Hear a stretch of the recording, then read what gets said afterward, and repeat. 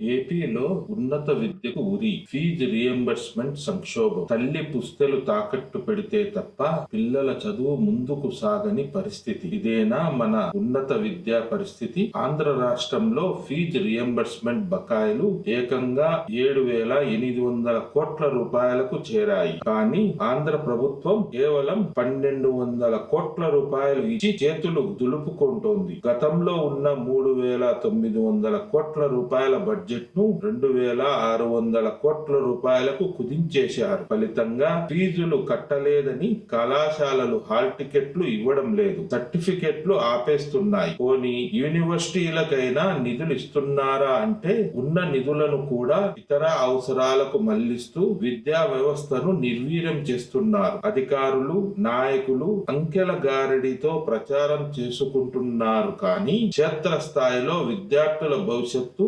ప్రశ్నార్థకంగా మారింది. ఈ పరిస్థితిపై మీ అభిప్రాయాన్ని కామెంట్ చేయండి. బాధితుల గొంతుకగా ఈ వీడియోను షేర్ చేయండి. ఇటువంటి పొలిటికల్ అప్డేట్స్ కోసం మన ఛానల్ ను సబ్స్క్రైబ్ చేసుకోండి.